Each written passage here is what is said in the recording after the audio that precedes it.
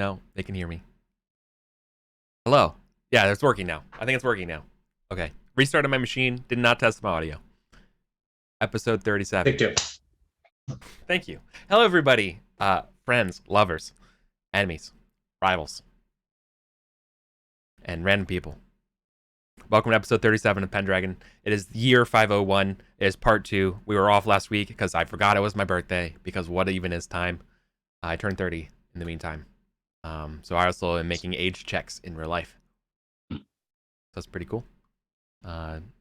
See, I've also been doing some Mordheim stuff. I've been getting into Tabletop Simulator, designing some stuff for Mordheim, designing some stuff for Battletech as well, doing a Battletech campaign thing called Blood Dragon.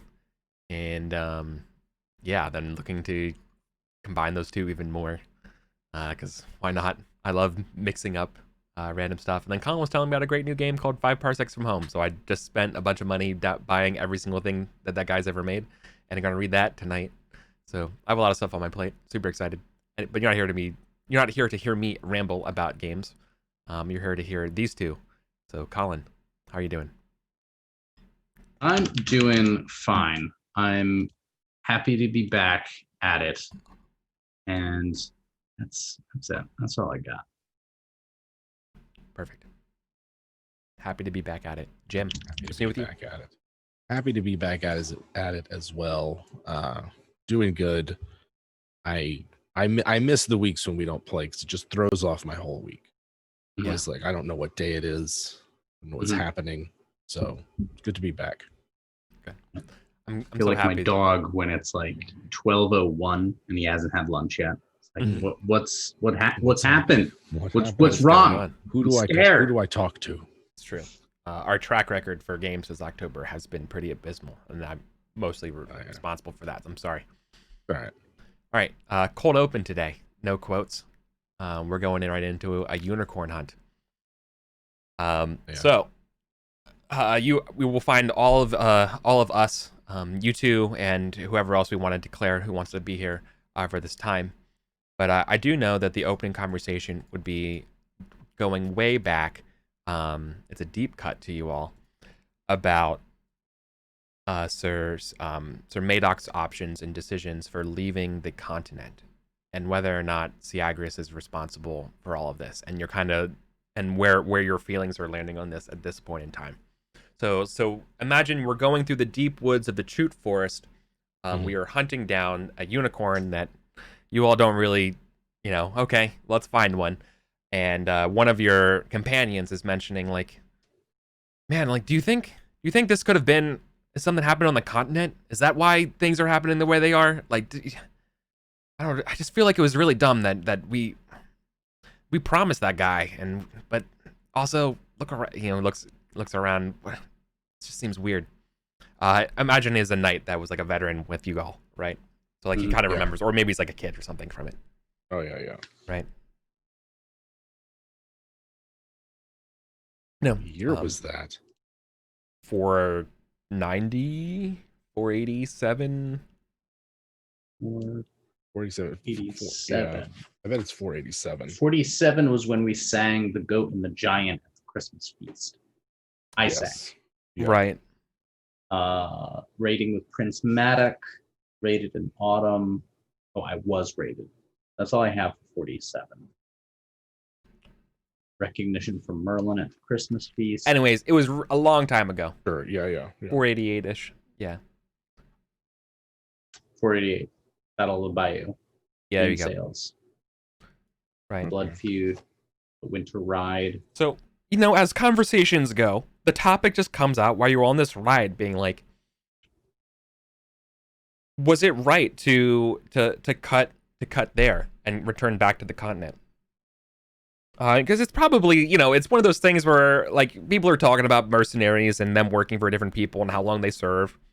And, someone's like, we served with Sir Madoc, we served with Sir Uther and Sir Madoc and even the traitor now back in Bayou, and then we left. And I don't know, it just seems like a different time back then, but, like, did we do something wrong?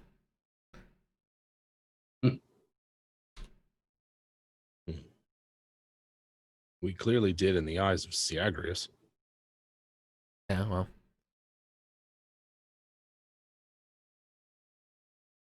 what it was that we did would cause him to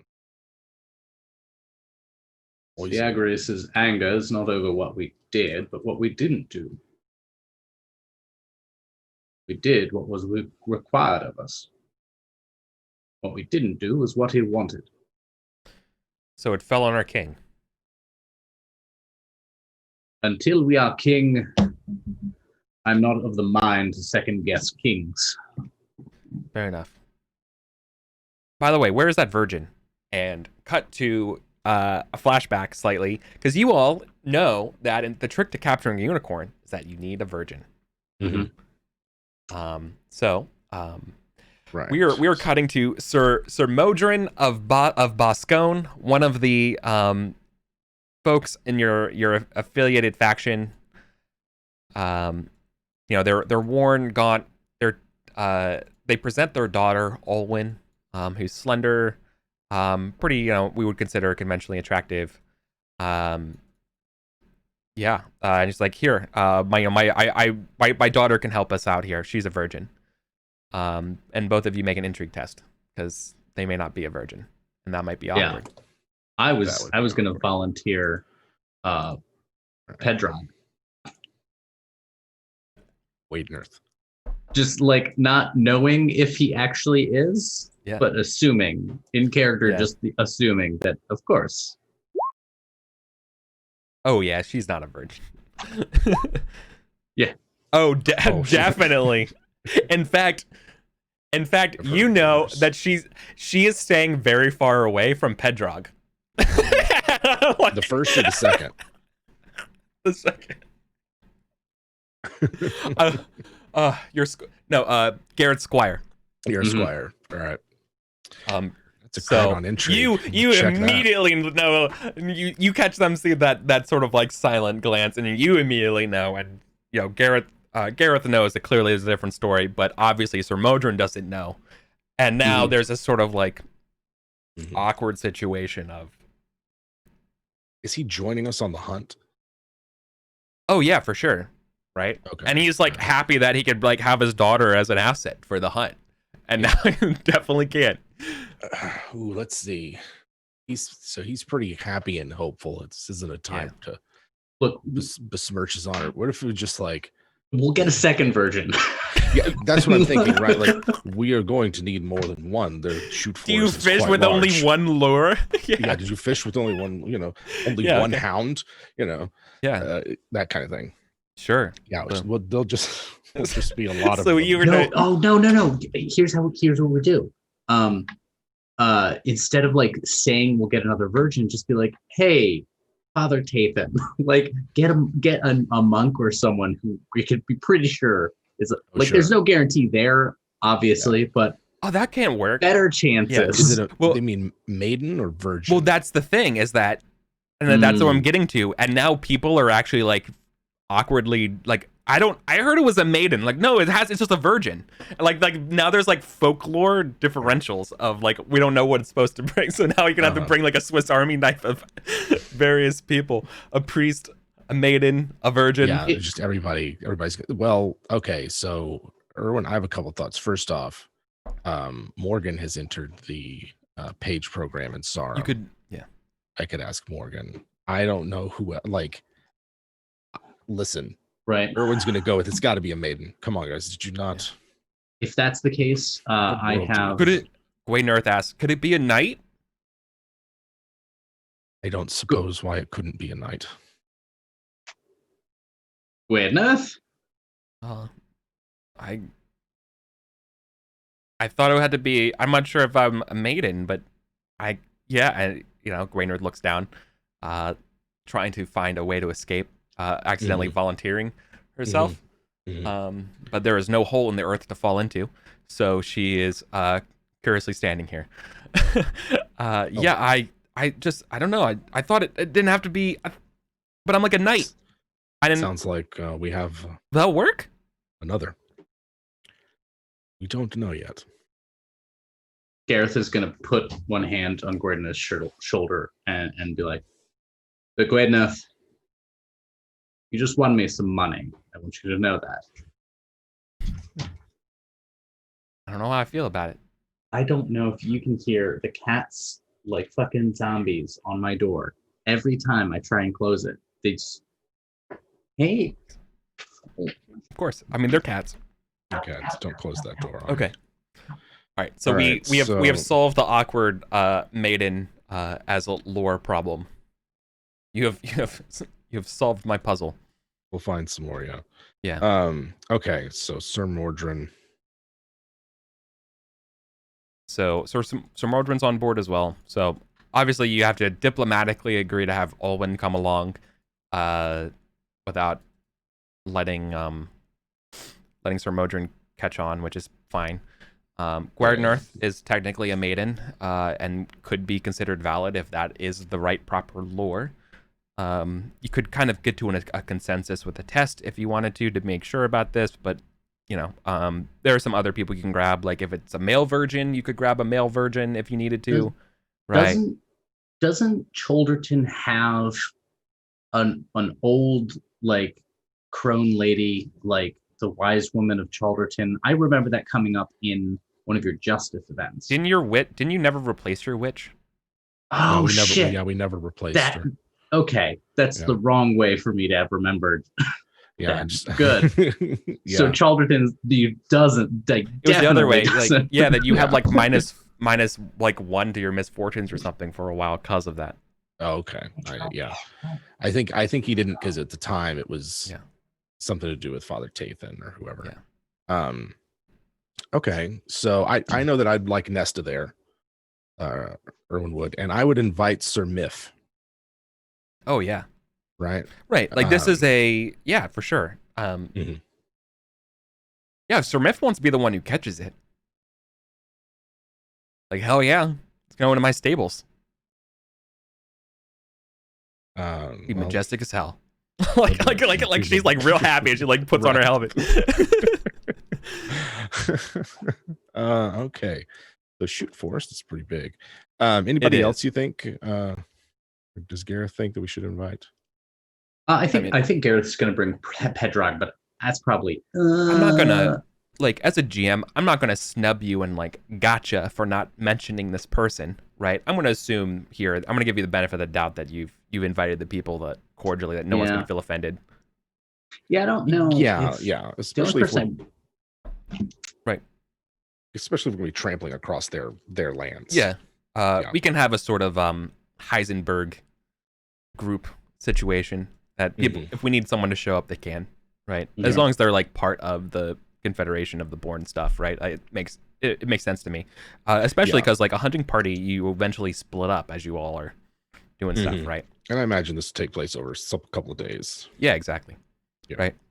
So the way I have this planned out is that just like the one hunting test, where it's like multiple skill challenge situation, the difference here though is there's going to be no falconry and no sword, because you're not trying to kill it, you know. You're and also no one's using birds here. So instead it's going to be a best of 3 of hunting at -5, horsemanship, and awareness. Okay. Hunting at -5 because this is a unicorn and it's not like a normal. Okay. So that's an auto fail on hunting for me. Okay. Yeah, my skill would be at 5 for that. Would my fairy lore have any help here? Would you like to test your fairy lore to give yourself a +5, like as a I would like to, because I've never rolled it and I sunk those points in at character creation. Sure. You need to, because I beefed my rolls hard. Every single roll. I didn't even roll. You just double crit. Are you just critting all? You're critting all day long. Okay. Oh, man. Okay. You were the definitive expert here today. All right. Listen, I heard a story. You know, it's gonna go into the whole thing. It's got to be a maiden. You know. Yeah. So okay. Oh, we should go with this guy. Of course, Orwin would know. All right, Orwin, lead the way, and give yourself +10 because like you just crit for this hunting test. Sweet. For sure. Right. Basically, your crit inspires you. Yeah. It's good. Otherwise, not a pass. Awesome. Okay. Sweet. Nice. Of course, Colin, you're getting you get lost somewhere along the way with your hunting skill. Yeah. Did you beef all 3? I didn't roll hunting itself because I have -2 with the penalty. Right. So, but you got 0 successes. Yeah. Okay, great. I can if you'd like roll hunting. No, that's okay. I just wanted to critically fumble. No, it's okay. Okay. Thank you. So we got horsemanship as a success for Erwin, and then a failure on awareness. Yeah. So you got 2 out. So the best of us got 2 out of 3. All right. Well, Colin, I'm gonna start with you, my friend. You get separated from the group throughout the day. Were you the one who got lost and wound up in a town where the people chased you away? Attacked. Yeah. So you're getting big, like, oh god, I'm lost again. It's happening again. Energy. You're not running into a town though, but you are getting lost, and that is absolutely crossing your mind here. I don't think I've had a good hunt since the first one. Yep. You're like there was the hungover hunt as well. There was in Broughton trying to track down shit, and I got caught in the village with all the. Yep. It's not my thing. It is not your thing. It's not and my thing. The first thing that I would point out here is that you stumble across patches of red posies, which will instantly trigger a cinematic / flashback scene if you pass a folklore test at +10, because this was told you directly. This isn't like just generic information, but someone told you this. Oh, that's flirting. Shit. It's close. Good enough. It's the same. It's close. Yeah. Okay. Right. Ciarix's voice comes over as he closes a book and mentions these red posies only grow on Roman graves. All right, I'm gonna start digging. I'm gonna rob this grave now. And so you are yeah, and there was like a spattering of these red posies around here, and you're like, oh, this is yeah. Gareth will get off and be like, tell Pedrog, right? Be like, yeah. Oh, Pedrog's not around. You're sufficiently alone. It's me. just yeah. You've done a couple like Pedrog, and like nothing, right? I think Gareth is going to find a nice tree. Yeah.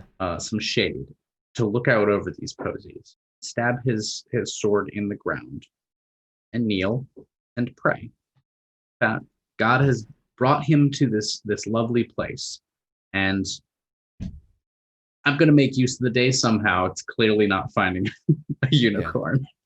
Yeah. Well. All right. Interrupting your prayer. Definitely check spiritual for coming here and making that your choice here. But someone will interrupt your prayer, or something, I should say, as a kind of coming from behind you, surprising you, is someone on basically just a silhouette on a horse. Can you test valor for me? Right. Like you can't even tell who they are. It happens all of a sudden. Cool. You do not like freak out for a moment. And they turn around and it's Pedrog covered in mud. My lord, I've been looking everywhere for you. Oh, what's this? He's exhausted, right? He is literally he is all like his cloak is literally covered in like black brown mud, right? Yep. Like he looked like a ghostly rider coming to you as he's like, his face is like half mud, because when you're trying to clean off mud when you have mud hands, it like just gets worse. And he's like, yeah, off your horse. God. Of course. What are these flowers? Off your horse. He's got off the horse. Yep. I'm off. And where are these flowers? Gareth grabs his horse, leads it over, like loops it around the same tree as Leggett, pulls a water skin out, hands it to Pedrog. That tree. Sit over there. Is this wine? He drinks. I said, that tree. Sit. Sure. Oh, and yeah.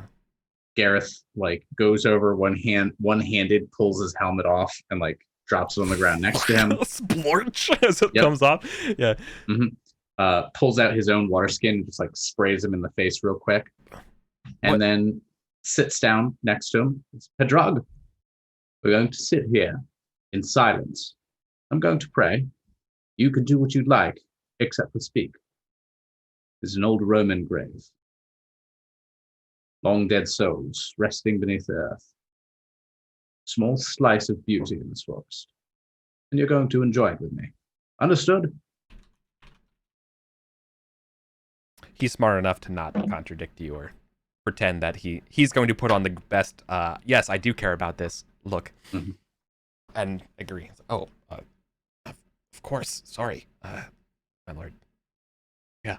And he's going to kind of like, kind of imitate whatever you're doing and how you're praying, meditating. Like, I imagine sitting on your legs kind of situation. Yeah. And he's going to be like, okay, yeah, I'm going to do the same thing. And cool. Nice. You're teaching him to meditate. Should we be praying about anything in particular? Roman soldiers died in Britain. And one day we too will die. I can only hope that our graves, forgotten though they will be, might give some succor to the next two to ride through the glade.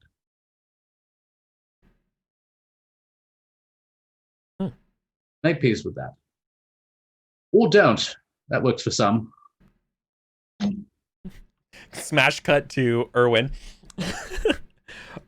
Erwin, you have not been separated from the rest of your riding party. So, a trio of you come across a tranquil glade. Beautiful various flowers grow here. Roughly in one area. Like, imagine sort of like a garden of pink and white and red small little flowers. Maybe, just kind of growing in this like little patch in the middle of this glade. Picture maybe a beautiful sunbeam kind of like gently sitting there, little motes of sunlight drifting around. It feels rather like a hallowed place. But there is no sign of a unicorn. Okay. Call for everybody to, to stop. Sure. I feel like waiting for a bit. Okay. As quietly as we can. Yeah. Sure. Give that maybe 10 minutes or so. Okay. Yeah. Is Square North with you? You can declare. I would assume, yeah. Yeah. Okay. Yeah. Make an awareness test, I guess. Okay. Perfect. Yeah. And there is a quote unquote unicorn. At least it is a brilliant white warhorse. Clearly wearing scraps of barding still on it. Its horn has been broken, but it clearly had some sort of headpiece on it, where now the horn is kind of like broken off in some way. It was some sort of like luxurious ornamentally type. Okay, so the horn isn't like a part of a headpiece; it's the actual. Yeah. Okay. You have an opportunity to chase it and pursue it. The hunt could still be on. Well, yeah. I mean, like, I think at this point, Erwin's not necessarily sure what he's going to do when he catches it. Yeah. He's more just like, Jesus, let's see if it's out there. But yeah. Yeah. Right. Okay. I mean, it's a beautiful white horse, no doubt. Right. Very good. Yeah, the hunt's on. Hell yeah.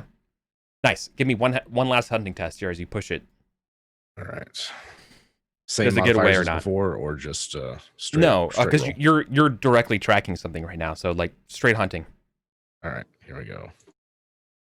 Ooh. No. You get close to it, but it zigs and you zag, and it gets away, leaving its barding below you, like the last bit of like the part of it. And it's clearly was like ornamental and made out of gold. Yeah, I'll take the piece if I can. So you basically have the horn of the unicorn, right? Okay. Like the metal plate thing that would sit on sort of like the bridge of the nose. Yeah. Okay, I'll take that last little bit of barding. The gold is worth it's worth 2 librum. Okay. But maybe to someone else it could be worth more. It's a horn. Sure. You found it off a unicorn. And Gwernerth is going to say, so it got away. So it got away. Oh. No, it's here. Who fashioned this? And he's like going to check out the headpiece. Does it have any kind of heraldry on it or signifier or anything? I'm so glad you asked. Can you make a folklore test for me, please? Let's see. His folklore is less than stellar. Actually, yeah, his folklore's 2, but we'll see what we can get. Close. Oh, that's close. It's I'm sorry. I made you ask. I tested the wrong roll for. I meant fairy lore. Okay, fairy lore. Here we go. That would make more sense. That should, yeah.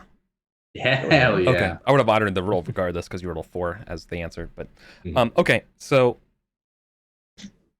looking it over, the maker of this it's clearly ancient in its design. It predates Roman time.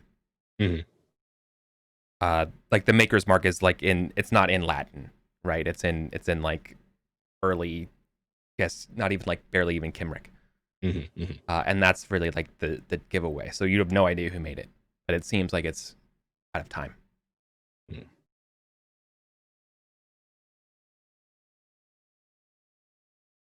He's gonna make sure.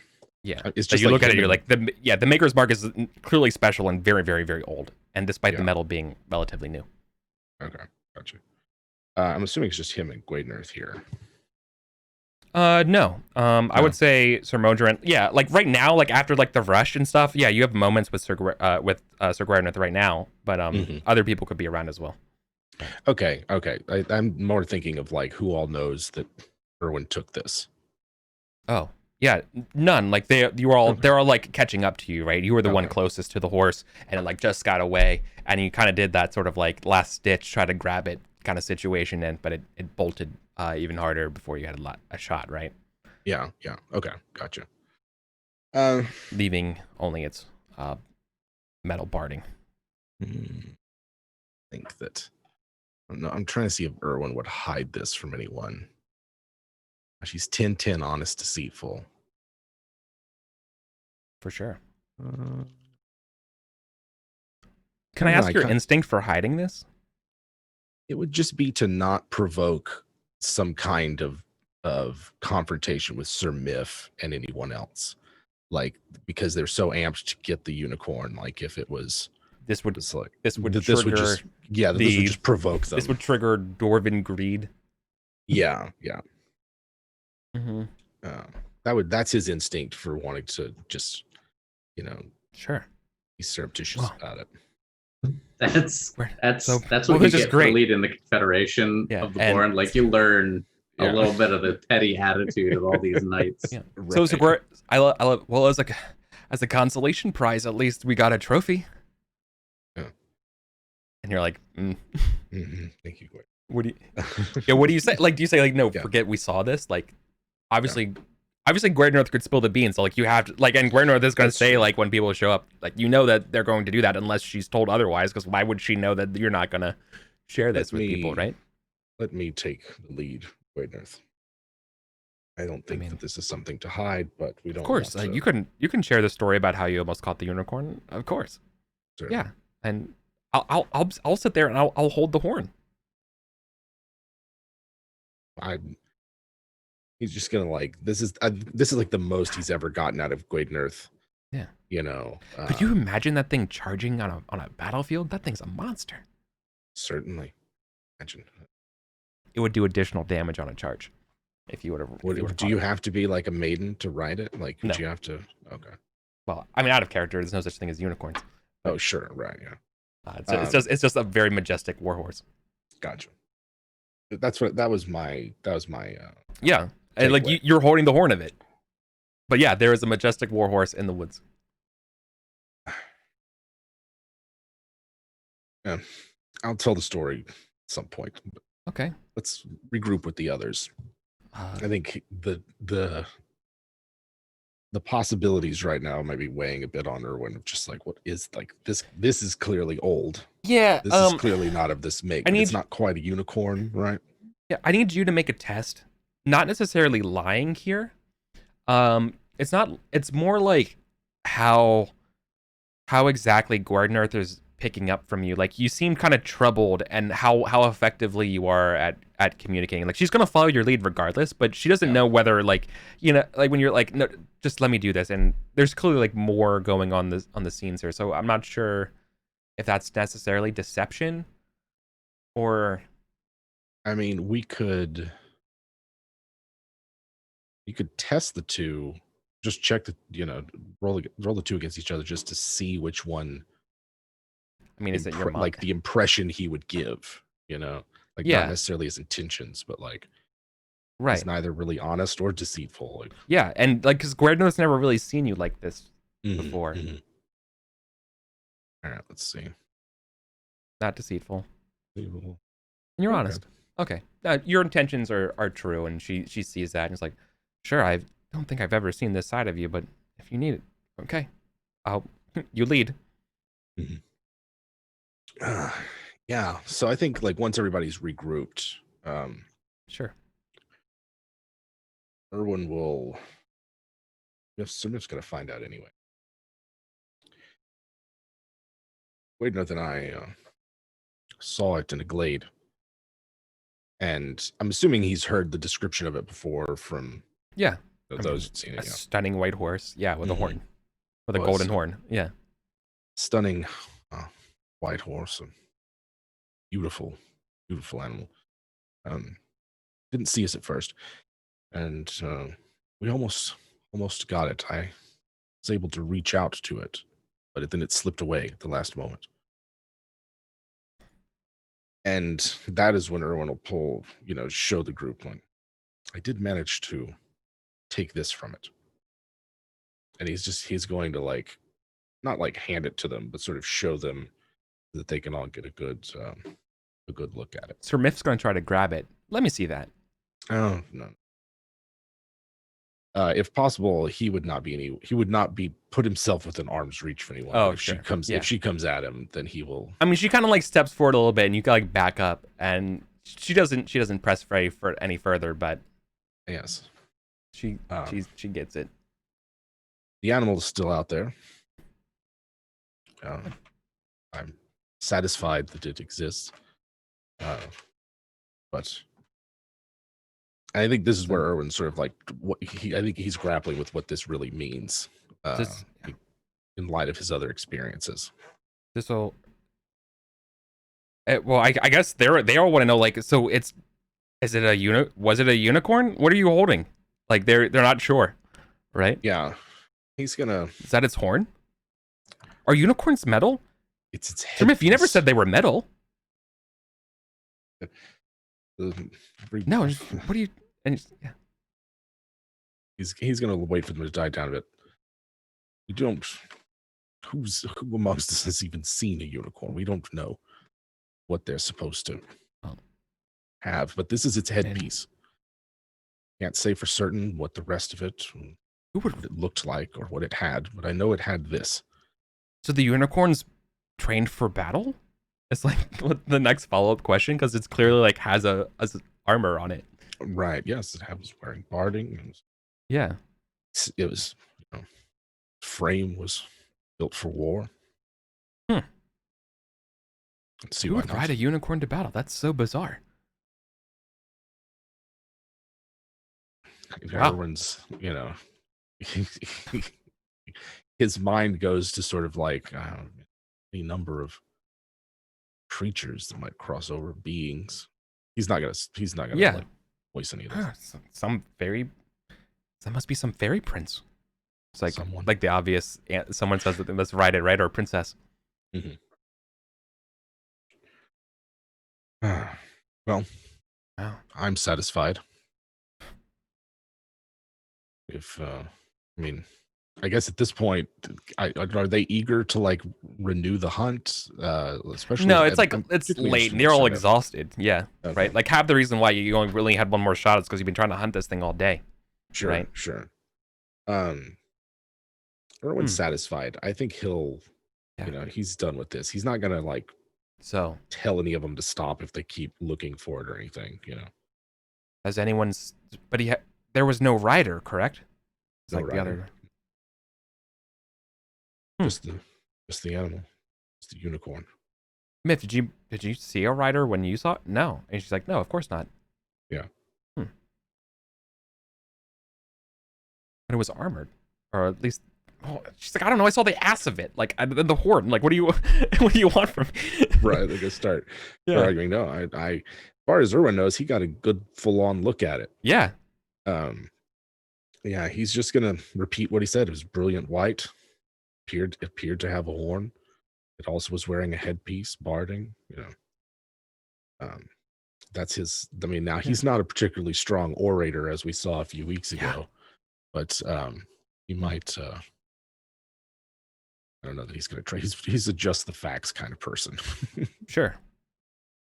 They're content about it. Well, you should tell us more. I'm starving. We'll figure it out some other time. Yeah. Wait, and then someone else like, wait a second. Where's Gareth? and cuts back to Gareth. So you all have been praying. So used to it, he didn't even notice Gareth was gone. Yeah. Oh yeah. Where is he? Contemplating mortality. Yeah. Yep. Very good. Yep. Love it. Let's send for him. Yeah, I mean, if we're close to Cholderton, I don't see why they can't eat at our place. Yeah, you all are going to have a fine little dinner. You're able to make it back. People. Yeah. I mean, is it really dinner? Or is it a feast? It's a dinner. It's a dinner.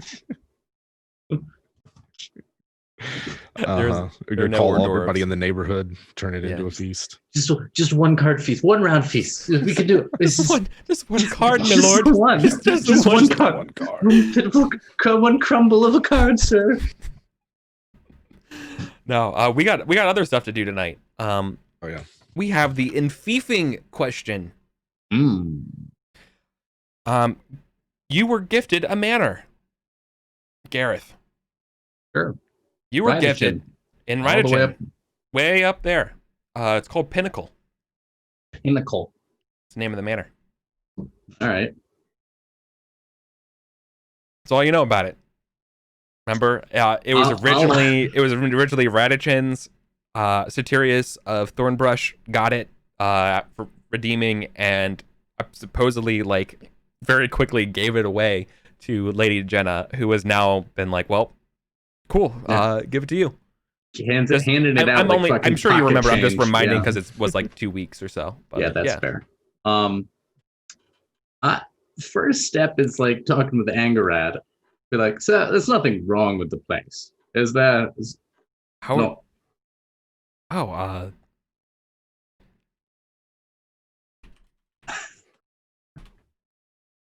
it's fine. I mean, there's just some like, I don't know. It's she I don't know. They look at you like they don't know whether or not they can like trust you. You're gonna think I'm a fool. You married me. I already think that. Touche. Well, it's apparently cursed or something. I don't.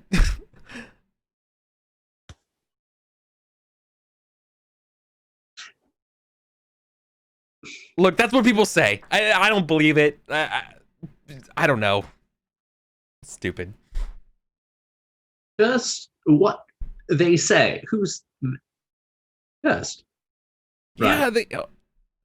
What sort of? There has been a curious string of bad luck of the people who've resided there. Bad luck, like a rash. I don't know. Bad luck, like a battle axe in the face. I'm not. My grandmother knew. I don't remember. No, like I don't know. They tend to die in battle. I don't remember. She's like clearly trying to jog her memory based on stories her like grandmother would tell her, right? Being like I haven't thought about that place in forever. I have no idea. That's interesting. That's very interesting. I've been meaning to get on the good side of Edern de Chicksgrove. Oh. She's like, oh. Very, very much like Edern de Chicksgrove. Yeah. Slighted my squire somewhat ruthlessly.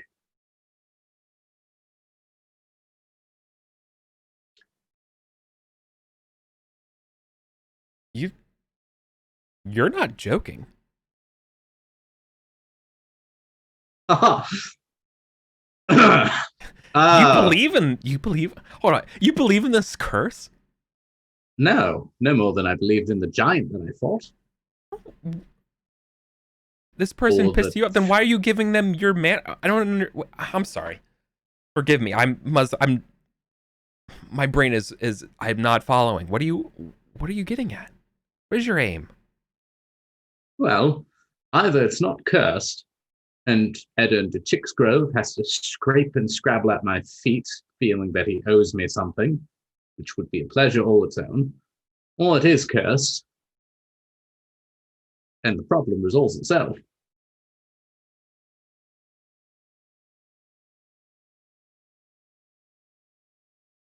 Put a lot of stake in curses. I thought you crossed the bridge of ambition. I did. That's why I don't want another bloody manor.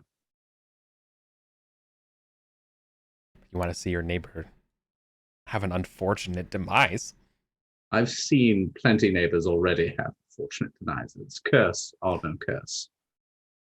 Smash cut, like 1 week later, she's like, you just hear some people yelling over, and she's coming back with some blackberry. They're coming back with some blackberries. Like, fuck that guy. Like there's not like a bad like roadside encounter situation. Like you rear-ended her, like the wagon. It's like, all right, I'm in. We're in. I'm surprised. Well, guy's a jerk. He's a jerk. And I don't need another manor, especially not one so far from home. It just seems okay. It just seems I don't really feel particularly attached to it. It technically was my husband's family's. I don't know. It just well, I mean it wasn't our primary place. Well, then you've been there. Fiefed it. I went there like one time as a little kid. Like that's what I don't remember much of it. I mean, it did give me weird vibes, but I'm a kid. Yeah, I don't know. Like they would it right? Like this is the would it make you feel better if before I handed off possibly cursed manor, I were to visit it myself and at least assuage myself, and perhaps you. There's not particularly anything untoward about the place. You mean like, God, we would have to stop through Cholderton and like Lovecamagus and go up. I don't want to. We would get to stop in Cholderton. You're absolutely right. But I don't. That's such a long time on the road. Right. My dear, we're going to visit Cholderton more often than you'd like. I think it's long. Yeah, but then we have to say hi to everyone along the way. We're gonna get there in forever. I absolutely don't plan on saying hi to everyone along the way. I've met them. But we are stopping at Cholderton. Of course, where Erwin lives. Yeah, you really are friends.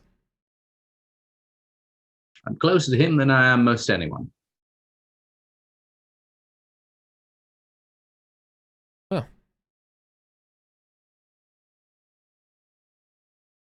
Do you not have someone like that in your life? She thinks you're speaking obtusely, that you were romantically involved with him. When she's like, so like there's very much comedy of error situation talking. And she's like, yeah, no, I never really had anyone like that. I was just mostly my husband. Ah, yeah, we were pretty close. Well, I would suggest that you seek out a friendship like that. Many times my life has been at risk of turning awry more than it did. And in moments like that, in those moments of crisis, the erstwhile rebounding of my own foolishness was most oft brought into line by the steadfast patience of Sir Owen of Chalterton. I see. Our love is passionate, and I confess I am often blinded by my adoration of you. I cannot often correct that which I hold in such high esteem. Owen, I think, has the right amount of, disdain for my human frailties.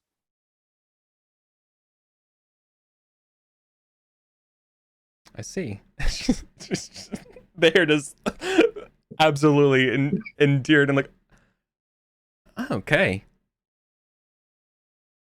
I think that naturally leads to like Gareth just kind of gushing about some of our like good old stories of like, there was this time we got a bull and we named it after a Saxon king. Right? We weren't even knights at that point. Yeah, you were just gushing. Like you clearly love him. And she's like, oh, wow, you feel very strong. And she's doing that sort of like too cool, tough, and being like, oh, you really are, you care about things. You know, they are very much like, oh, like you're revealing. This is the first time they've really seen you kind of like reveal yourself in a very passionate way. Like, is that, I mean, not the very first time, but it's a rare occurrence. And so I think they just remarked, like, you have so many different faces, and with the one when you get so excited about something, it is radiant to see on you. Oh. Well, God is love, is he not? Man, I'm just gonna... Well, I don't know, because now I'm feeling like I will forever be a little inadequate. Looking longly. As if. I have just as healthy disdain for Erwin's super cramped in the stone quarry. I mean, I'm no stranger to wielding a sword. Can probably ride a horse better than him. You don't know if she's being euphemistic or not. Or they're being euphemistic. Well, Gareth is certainly going to be euphemistic. Yeah. Well, perhaps it's my duty as Lord of the Manor to ensure that your riding skills are up to snuff. Shall we go to the... I think we shall, yes. Okay, good. Beautiful. I think this is the thing that distinguishes his relationship with Angharad over Elaine. Elaine's was like this very heady, very like intellectually this is dominant. Yeah, this is like Gareth can relax. Gareth can enjoy himself. He can enjoy loving someone instead of being terrified of his love for someone. Yeah, or just terrified of his love. And Angharad has very similar feelings about it, where they're continuously holding themselves back from you, like full, like, I don't know if I can like show my true colors to you yet, but every time you step forward and show, like, they also kind of reciprocate, right? And there's just been sort of like this momentum growing between you two, where it's just, you know, you all don't really know each other that well, and as you continue to learn more about each other and your sword wielding skills, and riding skills, I think there's more to learn. They actually are a great horseback rider. That's not a euphemism. I actually rolled that they learned how to ride horses as well. I was gonna ask because so I got a little lost if it was actually a euphemism or not. But they literally got that as an event in their life where they learned excellent horseback riding from a mentor. What is their industry and stewardship, by the way? No, you And think when I was developing the character, I would have generated those stats rather than their the 15 stats years of that I past asked you backstory. 2 weeks ago. That's fine. No, I don't worry about it. generated 15 years of backstory for this character. I did not roll their stats. I forgot. Well, let's do it live. So let's then. do Let's it. do it live. All right. You roll for one, and I roll for the other. Pick your poison. Do you want stewardship? Okay. Roll their stewardship. Roll at 3d6 plus 5. Okay. Okay, not great, but all right. And then I get to roll their industry at a d20. Fuck me. Hey, it goes up by 1 every year until it hits 15. Okay. In 14 years. That's a 1 for people listening to the show. 14 years. It's all right. I felt the same way about Lady Grade's stewardship, and now it's sitting at a respectable 15. Gareth did not marry Angarad for the stats. When you get out of when you get out of bed, what's their horsemanship? Can you tell me a good number at least? Oh, their horsemanship's 18. Fuck, they're better than me. I'm gonna learn from them. Only by 1 for me. I'm at 17. They're a great rider. Love it. Yeah. Nice. Oh, that's great. I got 2 events raising their horsemanship. Nice. So that's pretty wild. They got horsemanship just for fun, and then they got one that was a mentor, taught them a special skill as well. And I was like, wow. So clearly they were learning while they were learning about horses rather than needles. Speaking of horsemanship, real quick, for the hunt, those were I don't get checks for those, do I? For the hunt challenge. Any critical you should check for sure. You got the criticals. I mean the hunting and horsemanship. Oh yeah, no, check them. You passed them. Okay. Check them. Yeah, you're getting a great year for checking. Yes, yeah, it's been a good stuff. Year for that. I got a great year for cattle. Right. Specifically cows for beefing. For beefing it. Part of the discussion though was in fiefing. So you actually had to talk to that guy to be like, I'm giving you this manor. like someone you don't really like, who literally rumored this is not a video game where you're like, cool, fucking check the button. Like they're gonna be like, what is? It's worse, Eric. I've given this all of 5 minutes thought. So there are 3 NPCs. I don't take many notes. I took down the names of the 3 assholes who were mean to Pedrog, and I have them here. Okay. Eddard de Chicksgrove, Myphy de Sheridan, and Guerade de Allington. Yeah. What I want to do is make them knife fight over it. Metaphorically, I mean literally if it can be managed, but metaphorically, I want to check in on what their fortunes are like. If they're not doing well, then I can step in and just gently teabag them a little bit about this and be like, I am looking to build stronger bonds with my fellow knights and enfief them and give them, like, spread some of the fortune and just be a smug, magnanimous asshole. I understand there's probably a check to pride in here somewhere, but it would be a kind of keep your enemies close, your friends close, enemies closer. Like, I adore your magnanimity. For sure. And it would just feel it out between them all, and that way doesn't seem super suspicious. I'm actually starting to question whether this is something Gareth would follow through, because this is incredibly petty. And also, it could completely blow up in your face, and now your rival has manners. Yeah, like this. You know, the more I think about this is a Colin. This is a Colin thing. This is literally a massive gift. This is Colin being petty about fictional characters because he has so little else going on in his life right now. This is where I'm hanging my hat. Okay, what would Gareth do? Let's take a step back. Well, what would Gareth do? Angarad would have presented you a couple of options as well. Okay, that's good. Angarad has a brother, Amlin. You saw him at the... Have you actually had a wedding yet? I have on my sheet that we got married last year. Okay, so then we did have the proper wedding. So you have met him. He is short but a cutie. He has a great beard. I will say we had the wedding. We didn't have the wedding feast. That's true. Well, you are bound by the rules of that put forward by Greg Stafford to have a feast when you were married. So Amlin getting a house would be pretty sick. Okay. Is Pedrog level 20? Is his skill 20?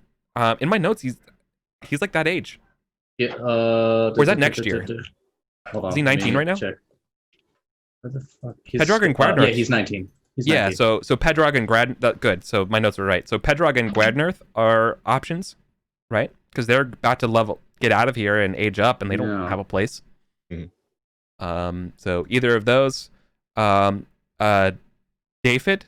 or Dafid is the cousin of your priest of Tyrmor. That would be good because I have a terrible relationship with but he's a renowned coward. Diffin. That's an auto disqualifier. I could handle a guy who lied about being like a swordsman, but that dude was brave enough to die for my ex-wife. So I'll take incompetent over cowardly any day of the week. Okay, for sure. Then the last kind of more of a wild card option that I had presented to you was Iger. Iger is the second cousin to Tinger. He is considered the black sheep of that family. You like black sheeps. I do remember Tinger and liking that his name sounds like a euphemism for penis. So yeah. Tinger he's the big football energy. Right. I think at present black sheep would be temperate. First thought is that Gareth has traditionally looked after his squires. He got absolutely. So the first conversation he has before he really starts exploring other options is going to be with Pedrog about what Pedrog wants out of his life. Because the only thing that stops it from being kind of like auto, like, yeah, absolutely give it to Pedrog, is that Pedrog is not, he has a reputation, right? He's the Saxon boy from Broughton. Yeah. He is not Kimrick. And so to throw him off into my furthest away manor among a whole new group of people who don't know him it might be something he doesn't want. If that's the case, I'm probably going to give it 2. Do you want to have like a heart to heart with him? Because Pedrog, he's 19. We got to talk about this shit anyway.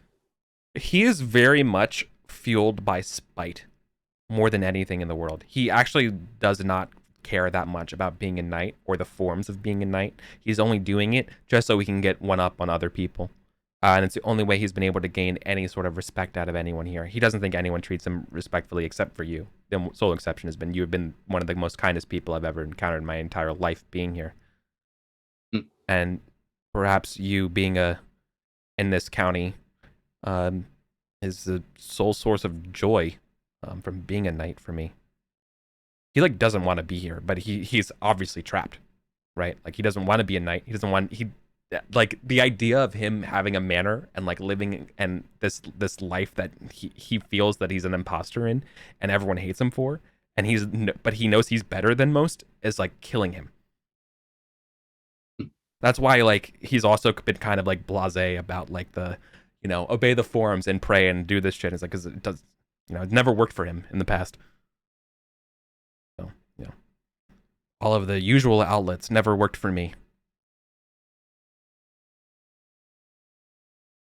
So if you want to send me a loan, you can. It's your prerogative. I can use you as I see fit, till you are no longer my squire. I would not be sending you to a manor as my squire. You would be a knight. And unlike being a squire, that vassalage runs 2 ways. I may have power over you, but I also have responsibilities in a way I simply don't, as your mentor.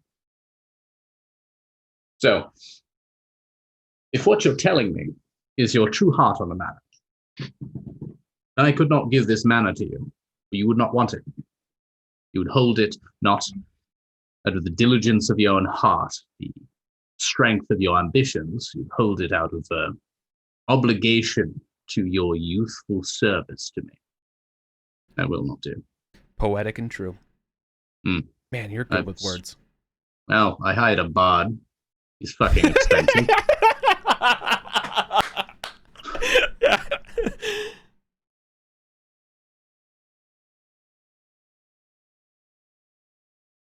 But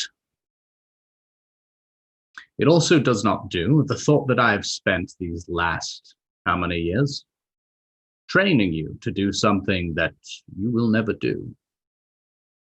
So I must ask you, Pedrog. Oh, I'll do it well. I know you will. You will do it well.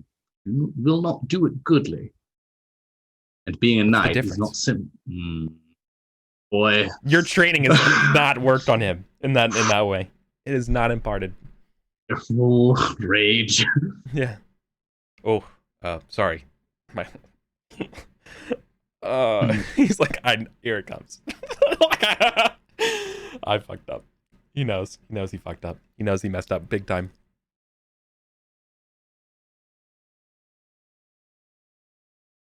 I have thought, Pedrog, that the hard-won wisdoms of my life I might impart to you, and with them I would shape you, noble creature, before kings and God, before the very land from which we come. But I think that has always been my mistake. You will not be made into anything, certainly not by me. When you are knighted, you will leave. You will leave my manor. You will leave the county. You will go out into the world with that spiteful heart and strong arm. And you will make yourself into something. You will not be beholden to me, not the earl, no king, no master but your own heart. He's tearing up. Happily. And when, perhaps if, you ever come through my halls again, I shall seat you at my right hand. You shall tell me what kind of man you have become. That is perhaps the greatest gift anyone's ever given me. It is no gift, Pedrog. It is a burden.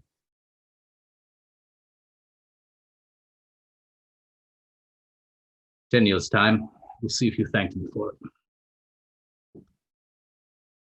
I imagine that was said as he's hugging you. Even though it's like a little awkward, but he feels elated, despite knowing all the challenges, but knowing that you're here to support him on a choice of finding himself and making something his own way instead of being in this weird situation. Like, you know how hard it's going to be, but yep. He knows how it's going to be too, but it's liberating. Good. Yeah. He's super happy about it. All right, let's go into the relative. Yeah. I think it's important to pull that part of the family closer, I think. Yeah, for sure. But so did you want to bring Erwin into the conversation about who should this banner go to, or I know Jim's kind of in here making notes. I think Gareth would probably, in a kind of like, oh, here's what I did, is not a good idea. So anyways, yeah, Pedrog, I told Pedrog that he could go on his own, and that I did a good thing, right? Yeah, right. Sure, I hope. Literally cut to your dinner table. Right. Here's hoping he doesn't come back leading a pack of wolves. But yeah, let him find his own way in the world. I think that's right. I can't wait to do fucking NPC action turns for him. Oh god, it's gonna be great in the preps. Thank you. Cut him loose. Fucking let's play Ironsworn. He's a character. Like, he's literally a PC in another game. Oh yeah. Oh yeah. In a different universe. So the Ridichan Manor. You want someone you can trust. Pinnacle. You want someone who will not just run it into the ground. Like, you want someone who can operate independently. Yeah, especially because it's going to be so far away. Yeah. Yeah, that's what, at least 4 days ride or Easily. something like that. Might as well be on the other side of the county. Yeah. Is that? You're looking to... Pinnacle's annoying to get to. It's not on any main road, right? Like, so once you go north to Radichin, and like it's the main road through Radichin is Radichin is Oxford. Like, you go to Oxford, right? Mm-hmm. It's the capital of Radichin. You're off, like way off in the middle of the boonies. Okay. Right? So yeah, it's awkward. No one springs to mind. No, my new spouse has a relative. They're from the area. I figure anyone can do it. Native best.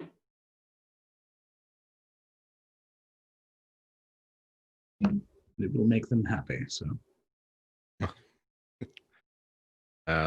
Sometimes that's worth it, I suppose. Better to have it in their hands than a burden on your mind. I think I've done accruing burdens on purpose.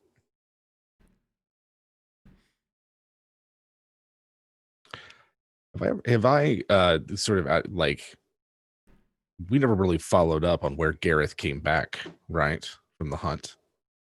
He showed up like late I think after I like dinner. Okay. Like, you're all are drinking your cordials as he, like, you know, walks to the door. Yeah, but unlike the last time, I didn't come in like Aragorn at Helm's Deep, like exhausted and sexy. I came in just like normally, just like, hey, I lost again. I think I'd show the headpiece to Gareth then at some point, like maybe during this scene here. This is a unicorn's horn. the unicorn's metal. I don't think so. It was wearing metal. It was wearing armor. Seems as though it might have had a rider at one point. It was stout and magnificent. Clearly a warhorse. Sort of warrior. Like holding it up, you know, like, this goes straight from my fucking head. I don't know. I don't recognize the make or... It's exquisitely made. Yeah. Very old. Anything like it. I'm gonna call Morgan over. Yeah. Bard, and be like, yeah, you strange scribbler. I'm so glad you have Morgan. Morgan's a wait a second. I'm paying him. I'm paying him a fucking Libra a year. You are. God. No, I know this mark. I know it. I don't It's literally, I know exactly where it is. I know exactly I need to talk to in London. Oh my God, I know this. And there's like, you know, they're just trying to think. They're racking their brain so hard. And they do not remember it, but they know they know the answers in London. I suppose then I'm going to give you a stipend to go to London. Is that right, Morgan?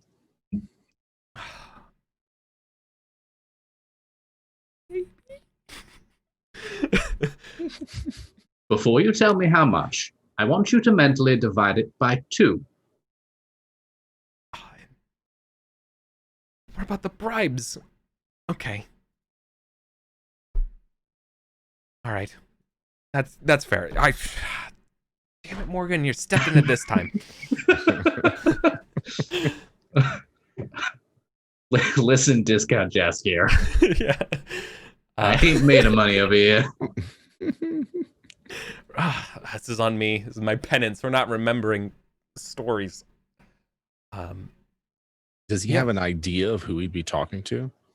Like, I mean, like there's heard a thing.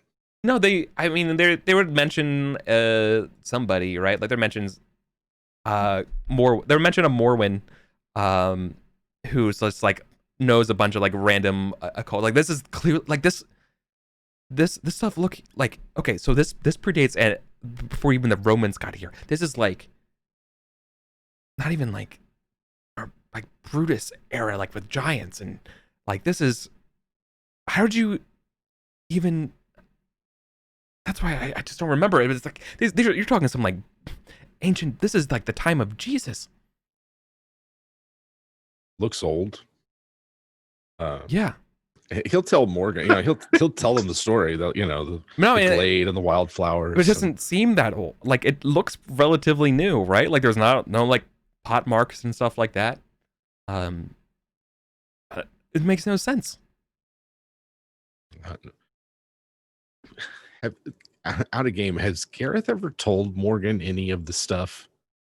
Any of the enchanted adventures? Absolutely. The whole point is that he's writing like the chronicle of the family. Okay, yeah. That's right. Right. And I think I mentioned that he gets access to Gareth. It's like expected that this guy's just going to kick in the doors. Right, sometimes. and basically, your uncle mentioned that one thing one time. Yeah, and this is the part where Morgan's like, God, I wish I remembered. I'm racking my brain, but it's the guy. It's the person who made the weapons that killed the giants. I don't remember that Brutus used. God, I don't remember his name. Like literally like Jeopardy esoteric, and they're just like killing themselves, not remembering their name because they were a bard, right? Like name this like 5th page minor character in a Shakespearean play, right? They're like, oh God, Earl of Cornwall slew giant. Yeah, and but yeah, apparently like during like the conquest parts and like why the Holy Grail is in England. One of the persons who has helped make weapons here is like apparently that this is their mark. They just don't remember their name, and like they get more information. They go to London. Oh, and you're apparently like they're like, yeah, if you want to send me to London, I'll get that information for you. But they're kind of like feeling, and you can immediately tell this because when they're saying that, they're also like not necessarily over the money, but it's almost like an ambivalence of going. Remember, Morgan's loved it being out here, being outside the city. Oh yeah. Remember, their eyes still change colors. It's just a matter of right. And I pay him. Yeah. So and you pay them a labor a year. Yep. You're like, okay. Well, I don't have too many adventures without me. Yep. Perfect. Cool. All right. And we have a couple other things to do for this year. Then we can wrap up and go to a winter phase. Yeah. First off, you all need to go raiding. Yes. And second of all, you all are being raided. We are being raided. Okay. I like that less. Yes. Same words, but slightly rearranged. It is now true. I'm not a fan. So, in terms of the order of operations, Cholderton, you got the bad one. Okay. Gun it, you just got bandits to deal with. Yep. All right. So, Gun it. Let's deal with you first. You're dealing with it's just some. Oh man, I imagine it's some. Oh boy, it's got to be some sort of like local peasant kind of rabble rouser who's kind of like stirring people up about something. I think maybe it's even. I think it's going to be about they think that the Saxons are coming and they think this Cholderton thing's this league is against God and that there's no Earl and like it's kind of doomsday and you kind of just need to quell them down. Right. Round earthers. Yeah, very much so. I'll give you the opportunity here if you wanted to try to solve this diplomatically, or we could always use the universal language of violence. I am gonna chat. I'm gonna query. Merciful. Yeah, for Morians. Yeah, it's that stuff. No, might like zero tolerance policy. All right. We're gonna solve with some good old violence. Let me ask you a question. Does this happen because they mentioned something to the effect of like none of this would have happened if Lady Jenna was or Lady Elaine was here or something? Like would that have? I think it's probably about not having like you being remarried, and this is another sign of it. And like I think that gets mixed in. Yeah, I think in a weird way, Gareth that doesn't bother Gareth so much because he has always felt that like he knew Elaine in a way that was specifically private. And like it was kind of the appeal was the fact that she, like the sort of outward public persona was very much at odds with their personal relationship. So they're like, oh, this never would have happened because of Lynn. He's like, if Elaine were here, she would have done it. Like this all would be her doing. You know nothing, you fool. Oh god. Wait, what got blown up last year? Was it the because I know exactly who this guy is. Chalderton lost or Winterborn Gunnet. You got your apiary and your dovecote destroyed, and you rebuilt your dovecote, correct? Yeah, I wanted to. Was it rebuilt? I thought I had to wait this year. Oh, well, right, but you left your apiary to go. Yeah, the apiary is right. So clearly, it's the apiarist who's mad. that's the leader of the bandits. Yeah, I'm gonna be like, first I'm going to kick the shit out of you, and then I'm gonna lock you in my turnip cellar until we get more bees. Hell yeah! All right, perfect. Go ahead. I mean, you don't test battle, like battle and sword. It doesn't seem like the right answer to this. But what sort of skill is it? Just like testing, just like this is how hard you come down on them. I'll give you a check to whatever it is, but I'm just wondering your approach of how you end up solving this. Right. Like there's no like force choke skill, right? Where you just go grab this guy and throw him yourself. Is it just valorous? Right? Like it's just I'm gonna put on my armor. I'm not gonna use my sword, but I am gonna beat the shit out of you. It's like 19 other peasants. Right. Like imagine it's literally the scene of like in the market square and like there's like rabble rousing and you just walk up. There's like the crowd just moves and you just grab him like around his block, little knucklehead, and you just bring him around. That's it, and that's it. That's all she wrote there. Perfect. Okay. Yep. Okay. I'll totally allow that. Yeah. Test. Fuck me. I was just gonna give it to you. You didn't have to roll, but that's even more interesting that you colored it. The valor. Well, you said I wasn't gonna roll. So. I mean, that's fine. I didn't think you were gonna roll, but don't worry about it. I didn't ask for a roll. I was just gonna say, what the problem is that there was the word of check implying test, but then also check the skill. Right. Okay. You meant I meant just go ahead and give you a check. I would enjoy. Yes, you just get the enjoyable flavor of check. That's why the book says test a lot, I think. Oh. Well, that's my mouse guard brain, I think. Sorry, you have to suffer for it. It comes back to mouse guard. Always does. Always has been. All right. So bandits are done there. Pillaging and Chalderton. Right. This is going to be flavored more as another attack, because remember, pillaging is the worst of the attacks, right? Yeah, they were pillaged. Yeah, pillaged last year. Yeah. So they're coming back to do the seal the deal here. So this is Siagaris' troops. So this is a war band. Okay. So would you like to meet them in the field, or would you like to just withhold them behind your walls? I'd like to meet them in the field. They're a risk to the whole Confederacy. Yeah, I'd like to meet them in the field. We'll get them all, and I'm going to call in a favor from Bulford. Yeah. Given that earlier this year we helped him out. For sure. Yeah. You helped him being raided with his feud stuff. So yeah, for sure. Mm-hmm. Okay. Cool. And then we will meet them with everything we can in the field. Nice. So Gareth, you're coming in? Oh yeah. Perfect. Cool. So we're gonna do a quick little battle again. It's gonna be a battle where the best of 3 sort of like rounds of a battle is sort of the solution here. Okay, so who's your commander? Like who's leading the battle for you all? I would assume Erwin is. His job. Yeah. Okay. All right. So we're gonna start off by determining who gets the charge, right? So you're gonna be in the field, so who gets the charge benefit, and that's sort of what this first battle roll goes. Cool. You're going against a rather inexperienced person. They only have a 15 for their battle. All right. Too much more. So.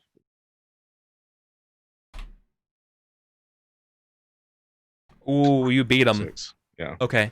You know the land, and you're able to predict where he would be going. Rather than doing the classic Siagrian shuffle, where they're trying to do an extra little flank You know, they can't help themselves. They can't help it.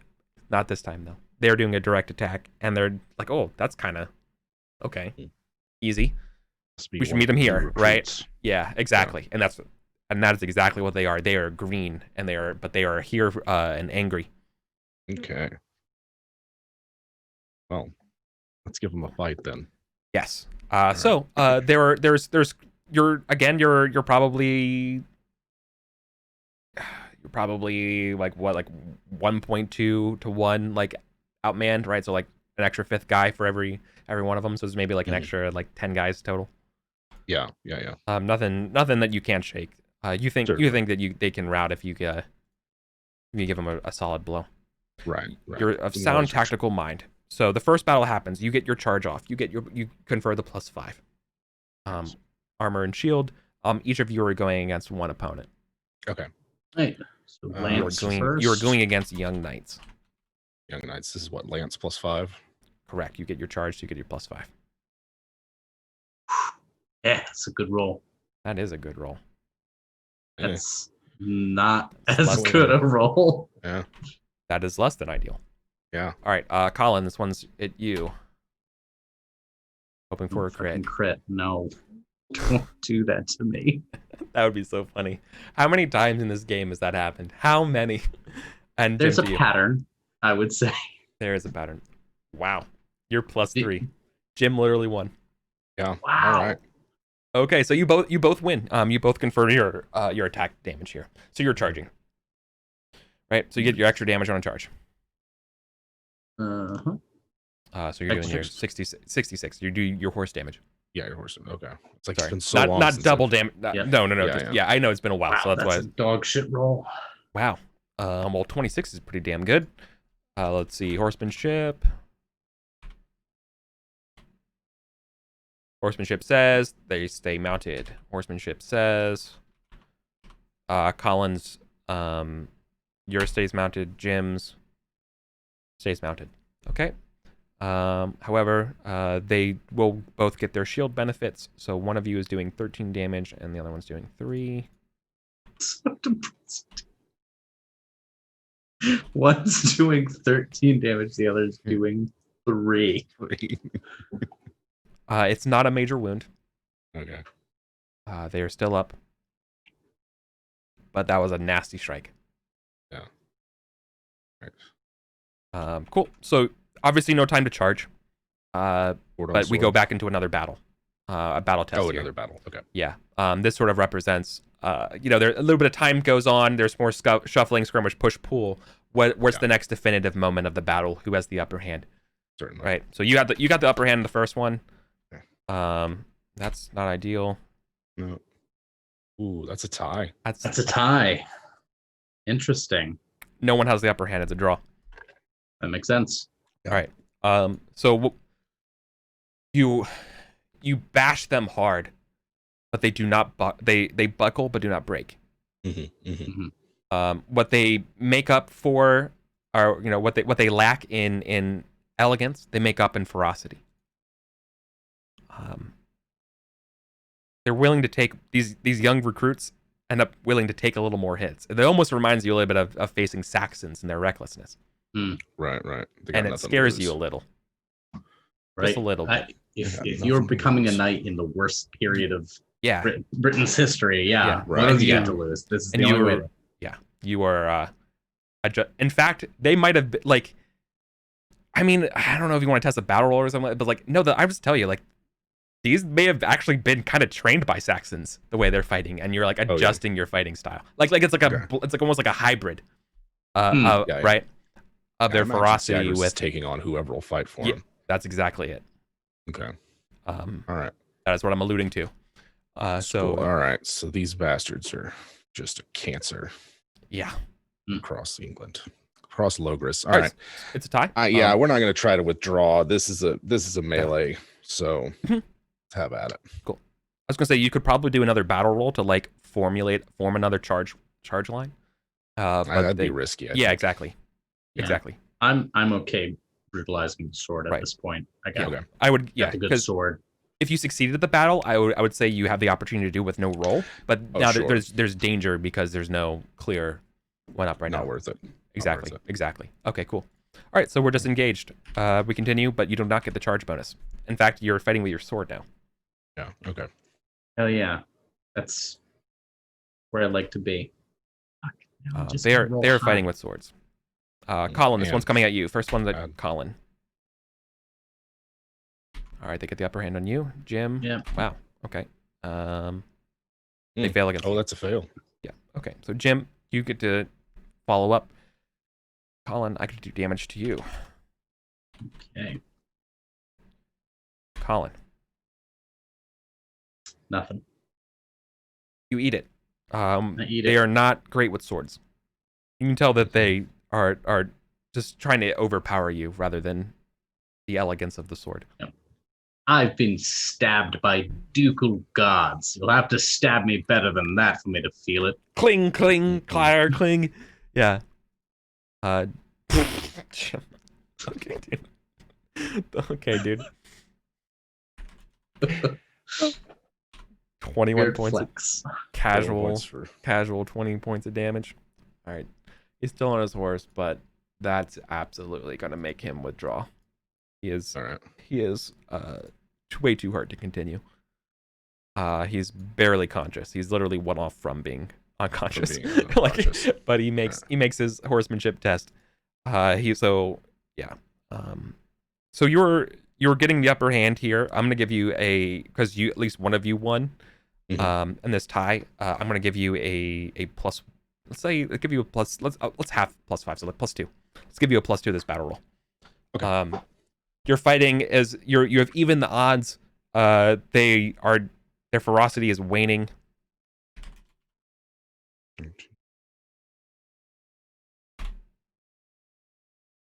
Yeah. Ooh, all right. There we go. This is it. This could be the deciding factor. All right. Yeah. Show us your strength. Yeah, if they're wavering, I think it's like you have as minimum as you can pin them down while a flanking force goes and tries to just break them. Yep. So that's what we're going to try to do. If we can charge, that'd be ideal. Yeah, you could. You could hold them. You can do exactly that because you succeed here at your battle roll. Okay. So what you're going to do is you're going to you've been training at this technique, right? Of basically kind of holding them for some people to charge, and then another a flanking force to get to the side of them. Cool. Okay, so I guess we're not like that. That breaks us off from the ones we were fighting then. Correct. Okay. All right. So indecisive fight against Sir Gareth's enemy, but a decisive victory for you, Jim. Okay. Yeah. All right, we'll roll Lance then. See how we do. Is this with the +5 charge bonus? This is.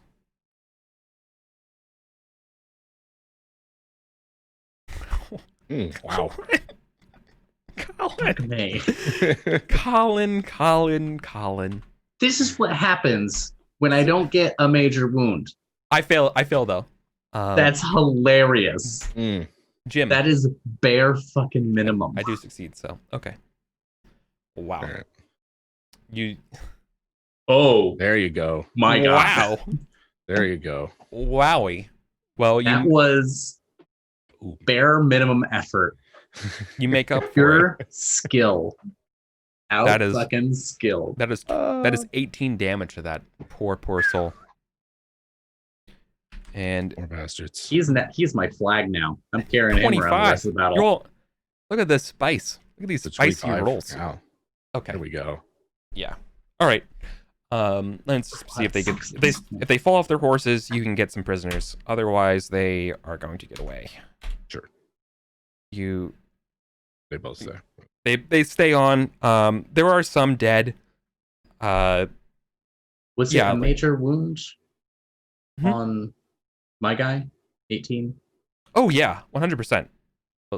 Then there's a chance he gets knocked out automatically. There's a contest. No, I thought you had to go. Wound? I thought it was mortal. I don't think a major wound is that. Yeah, this happened to me enough. I defer to you, good sir, the subject matter expert of taking mortal wounds. Of taking Mondo crunches to my cranium.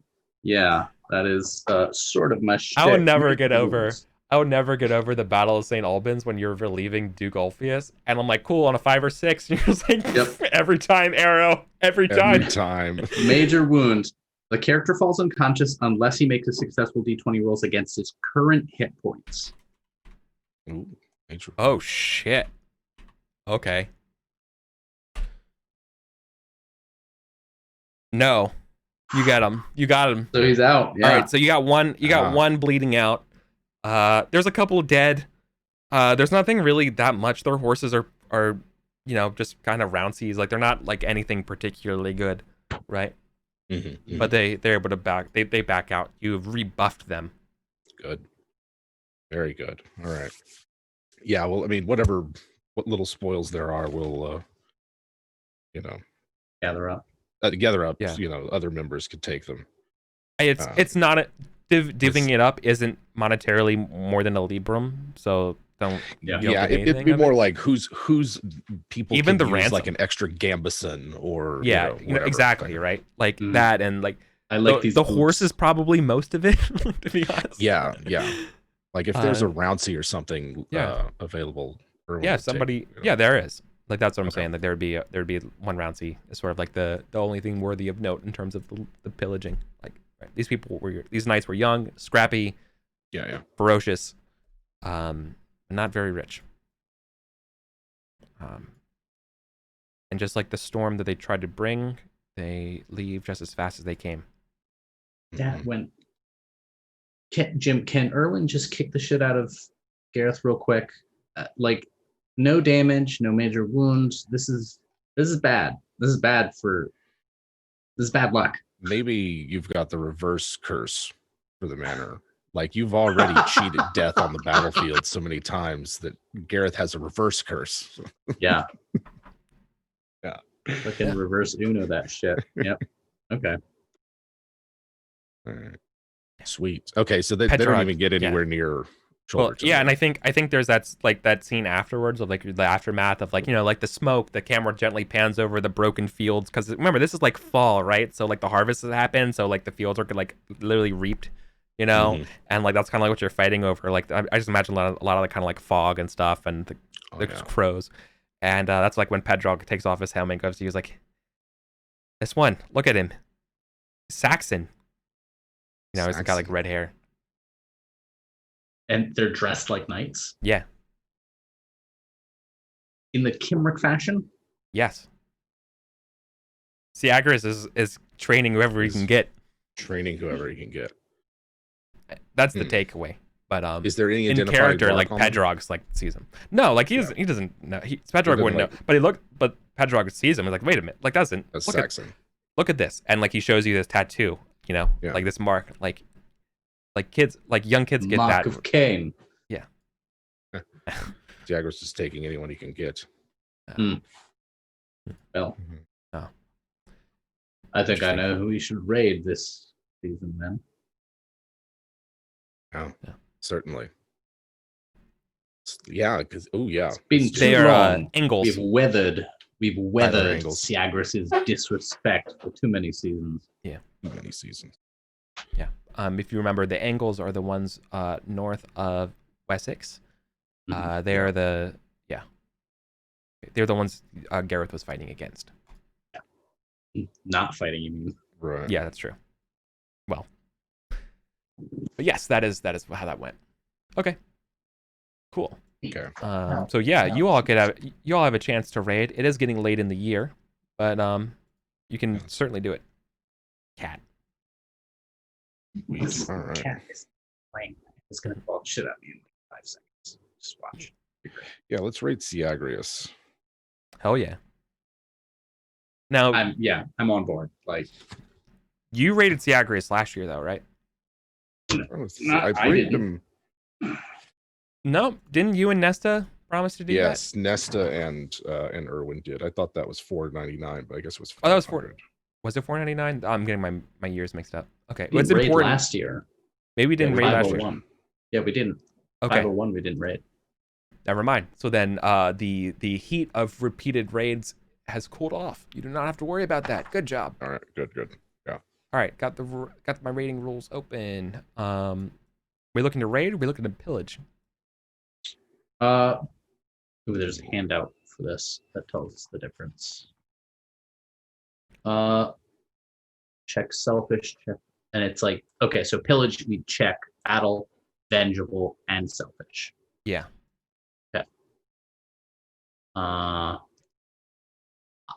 What do you think, Jim? I'm looking at my traits. Yeah. I could stand. My selfish is a 9.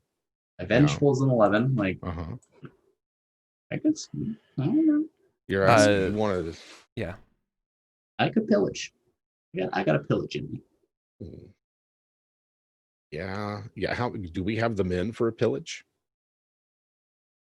Well, I mean, you got him right now. Like, okay. You know what I mean? Yeah. If you want to, you got everyone basically assembled that who would be willing to do it. Let's do it. Go ask them. Let's hit them back. Yeah. Yeah. Hit them back. Fuck yeah. We doing this? Fuck yeah. They're like, we're doing it. They're like, fuck yeah. We're not gonna take it anymore. Yeah. What if we bring? So wait. So this is important in my head. Who's the one? So like you're all like going over the spoils of war, divvying it out and stuff. They're like, poultry is nothing. Yeah, I'm sure they kept all the good loot back. You know, he's been trading to the Saxons. It's all back there. And then like, who is it who suggests like, wait a minute? It was me. I said it in character, right? It's been too many seasons. It's been too many seasons, and if I recall, the raid with Nesta was less than like we could have hit him back again. Yeah. It seemed like he was expecting a reprisal. Mm-hmm. All right. Okay. Gather up our guys. All right. Cool. A couple weeks later, you all ride out into what's it called? Gloucester. Hell yeah, brothers. This is going to be an average raid. So you're going to be testing battle, and I'm going to be rolling against you, but with a little bit extra bonuses because this is average. Let's see. It's not an easy raid or a hard one. Those cats are in here now. Fast, but only with a 4. You're going to learn today. All right. Well, what goes around comes around. You lose the advantage of the charge the first round, as Fiagris's forces bear down on you. Each of you prepare. So they're getting a +5 to this. So first Lance one. v. Lance. Lance v. Lance. Yes, this is Lance v. Lance. Gareth, coming at you. Hot and spicy. Erwin, coming at you. Oh no. They beat you by 1, and Erwin, can you beat an 11? Nope. Oh no. What have we done? Whose idea was this? All right, damage 1 going to Colin. Damage 2 going to Erwin. All right. Okay, I'm okay. Let's see what we got. 20. All right, you ablate the armor, but you still have to make a horsemanship test, right? Certainly. Yeah. You're gonna actually take 5, so you take a minor wound. This is not. Is this the battle? Yes, this is the. We are flying in this session. This is the warband versus warband battle.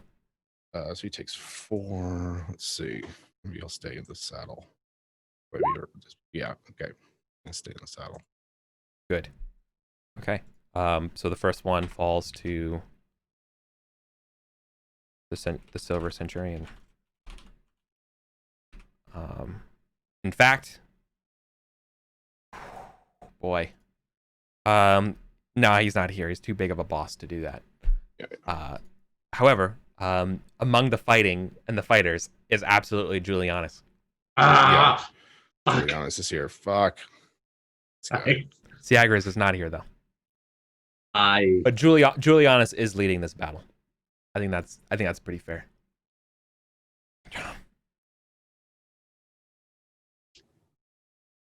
You will learn today. I gonna put my balls directly in your eyes after this. All right, so you're doing it. Do you want to call him out? Do you want to challenge him? Do one of you feel strong enough to challenge him to a fight? I'm gonna roll pride because Colin has a lot going on in his life, so this is very much my escapism. And yeah, absolutely. Step back from that. Hell yeah, and brother. Roll pride. Yeah, this is why we play role playing games. Okay, pride wins. Yeah, we're doing it right. So, doing it. Calling them out. All right, just do a quick little sword versus sword for me. This is like you just parrying the asshole in your way. I'm fucking. Yeah, as long as you didn't get a crit. Yeah, right. So like this is literally like the guy comes at you and you just like tuck over your shoulder and he just goes like flying over your shoulder as you just continually walk to him. You know? And he gets off his horse and he's like, oh, Giulianis, I think you're holding on to something for me. What's that, puny man? Your blood. I want it. All of it. If you want it, come and claim it. And he's gonna fuck your day up. I hate your Giulianis voice. It incenses me so much. Listen, last time Gwadenerth fought Giulianis to a standstill, right? So great too. Yeah. So he's not like the strongest fighter. So you might have a shot here. Do you want to call him a passion or is this? I'm thinking about it. Buttery biscuits. Oh yeah, I think this is a matter of pure honor. Like, yeah, this is like tech. I want to be the textbook good knight, and here's the textbook bad. Yeah, fuck right. You. Yeah, sure. So anything but a 20. All right, I invoke my honor. Hell yeah. Yeah. I'm like, I am the sword of not just my own indignation, but that of everyone who wears the fucking armor of the Knight of Logris, you sack of shit. All right. And inspired is +10 or +5? Inspired is +10. It's -5 if you fail. Dope. My sword is 31 right now.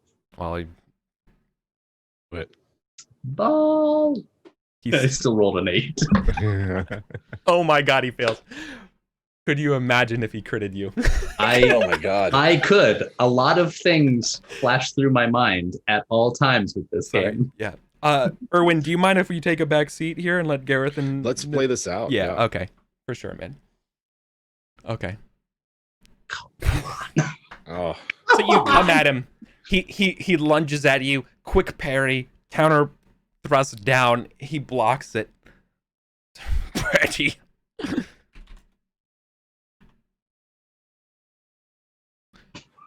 I want you to know that I've earned several more coins. He's a little bit better than you since that time. Last time you fought.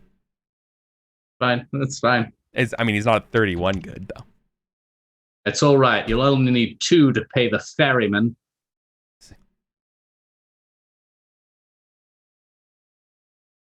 That's there you go. That's the choiceness. There you go. Critical hit. Nani? 34 points of damage. Man. Holy hell. A lot of twos in there. Holy hell. Okay. So for starters, he ablates 16 of it, right? No. If he passed, he got a 6. He got a 6. So yeah, he did. So 18 damage coming down Julianis's throat. Not ideal. That is 1 off of a major wound. Would have been a major wound to me. He's a big boy then. He is a big boy. All right. I've described him as a very big boy. You have described him before. So we didn't get confirmation who specifically sent the murderer. I don't think it was true. Yeah, you could ask him while he's here. You know, when he's like, when you have him over, killing him. Maybe we'll wait and see. All right. Wait and see. Yeah. Yeah, you get him good. He's obviously favoring one side over the other. he is resolved to end you. And he's like, fine, the gloves come off. And he's no longer going to treat you disrespectfully after that. Hey. Let's do it. Final round. That's okay. the business. There's the business, man. Whoa, my God.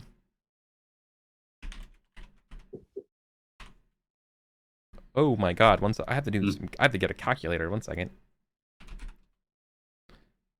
39 minus 23 16. points. 23. Yeah. He auto fails his consciousness. He has negative hit points. So you get it. He goes down. He gets a little bit of an upper hand on you for a second, right? And then the music changes and goes to you, and you're just close to him, and you just get him several times, pointy end. And he collapses, blood coming out of his mouth. And yeah, he expires. I mean, if you want to try to like get information out of him, this is your only shot. Otherwise, he's dead for sure. Okay. Yeah. No, I don't think in the moment. I don't think Gareth is really thinking that. But for sure, no. Like the rest of the battle was kind of like happening, but like the battle line like passes you as like they fall back. Yeah. And you all get to do some pillaging as they break. Hell they yeah! Break from that. Yeah. Right. So well, because if they didn't, we'd still have one more battle round. Check Valor and Sword if you haven't already, Jim, for right? being a boss and hanging out while we had this sort of like one-on-one duel here. Sure, yeah. But yeah, you crushed Giulianis. Sword's already checked. His hubris. He didn't even call on a passion. He thought he had you. Oof, he did not see you. Does a man like that even? He did not think of you as worthy of it. It's all right. But then the first strike, second strike, two strikes. Gareth the Dauntless. Gareth the Dauntless. That was awesome. Badass. R.I.P. Giulianis. Yep. Cool. So he has 3 challenge coins on him. Man, now. Gonna make a suit of chainmail out of these fucking things. Go ahead and the thing is though, like he doesn't really have that much. Like I'm gonna give you 25 glory for it. Like he's not like there's no glory in killing him. This is personal. Yeah. In the way, right? Same thing with you. Actually, the other fight should have been 25 glory, right? So your raid 25 glory defending it. Oh, okay. And this one is 50 glory for for Colin, for 25 for the victory and 25 for Giulianis. And then Jim, you just get 25 for the victory. Okay. That's all right with you. Yeah, it's fine. Make sure you check sword for the crits, Colin. It's 25. Yeah. So 75 total for the both skirmishes. Got it. And now we're pillaging, which means you are checking selfish, right? Yeah. Selfish. Yeah. So you are hanging out. You are not just doing a quick little lightning raid here. You're grabbing everything. Yep. Taking some time. Cool. So you can take your time. Each of you roll 2d6 for me.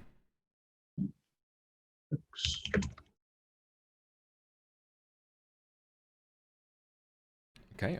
Paltry 5 librum of goods for you, Colin. And 6. All right. Thanks. Furthermore, we are not done. I'm just looking for my... Oh, never gave my macro a name. And it's also not in the bar. Okay, so available. Okay. They are out of good horses for you. The first one is a sumpter. Worth 80 denarii. Also up here, available for grabbing off the land. A donkey. a mule, and a workhorse. Who wants the sumpter? Like, I hope I got a mule already, so I'm not taking another mule. I'm taking at least the mule's better than the workhorse. You all had such a great idea. Like, clearly they had the money. You should come here, but they don't. They don't. No. We were going to enrich them. I think. Well, yeah. But I think I almost in this point, like if this is all they have, this is what they've got, then they might be on their last legs. You maybe want to bring this up with Lady Jenna next spring. Yeah, and maybe try and send word to like Ulfius, be like, this is it. Wait, this has is the time. Everyone else been not paying Sigaris' tribute too? And that this is it. Right. Like he's kind of was banking off of this, and he's just been getting shit hands after shit hands. This is good. We're gonna have to pass through Silchester on the way back. Yeah. No. In fact, you go through Somerset. Yeah. Okay. So you're actually going like north. You fought him northwest. Silchester is east northeast. Yeah. The only thing you could conceivably do that would be relevant to stuff we've done today, if you wanted to visit while you're on the road, would be visiting that manor, visiting Pinnacle, like on the way back. Like you could kind of like go through Kirchenster, Windborough, and go through Silchester down to. Yeah. Like you can kind of bend that way, but like that is like out of your way. Yeah, we can check out Bly Manor on the way through. It doesn't bother me. Yeah. Which are you taking any of these mounts? Any of these horses? I could take the Sumpter. The truth is, whatever that's when you leveled horse up. I take, I would just be taking for like the gold value. I already have a Sumpter that's very young. It's not a replacement war horse by any stretch. So like, no, I don't need the Sumpter. Welcome to leveling up in Pendragon, y'all. When you're like your rewards are horses, and you're like whatever. Or not even a full Libra. Yeah. So maybe I'll take the mule and the workhorse. You take the Sumpter and the donkey. That works. Yeah, that'll be good. Okay. Nice work. Horse name. Let's name this fucking mule Giulianis. Ooh. Didn't you already have a mule named Giulianis? No, my other mule is named Frayed. Oh. I had one that I got from the first time we raided Siagris, and then it died the same year. Oh, that's what happened. All right, and we'll call the workhorse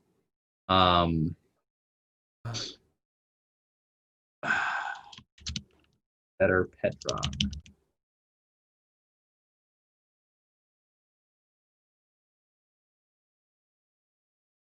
Okay. I'm gonna name the workhorse Morgan after my bard. Perfect. I think this is like Gareth's like he laughs to himself as he names them. Like no one else gives a shit at what he's naming his horses, but he's like, I'm super clever. All right. Boy. Okay, so we're getting near the end of the session here. So we're gonna have to do. I think we're gonna do another like off-screen, maybe winter phase thing. But Colin. Yeah. Gareth. As you're coming back, the victor, there is one additional thing that happens this year for you. Okay. Or at least, maybe not an additional thing. So your spouse put away the chess set and cleaned up the place.